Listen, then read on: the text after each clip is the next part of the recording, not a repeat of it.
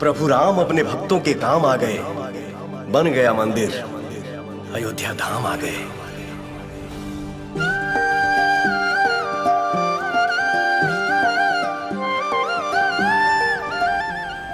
Power star Pawan Singh के गाना प्रभु राम के टीजर ने अयोध्या में मचाए धमाल, जिसे देखकर विरोधियों के उड़ गए होश। तो क्या है खबर इस वीडियो में हम जानने वाले हैं। तो बेशक अगर आप पावर स्टार पवन सिंह के सच्चे फैन हैं तो चैनल को सब्सक्राइब करके छोटा सा कमेंट जरूर करना और वीडियो आप पूरा जरूर देखिए। काफी लोग कह रहे थे कि पावर स्टार पवन सिंह का राम के ऊपर कोई भजन नहीं आएगा, लेकिन पावर स्टार पवन सिंह लगातार ही देखा जाए तो एक गाना रिलीज किया और दूसरे गाने का टीजर भी रिलीज कर दिए हैं और ये गाना देखा जाए तो कल सुबह 6 बजे रिलीज कर दिया जाएगा।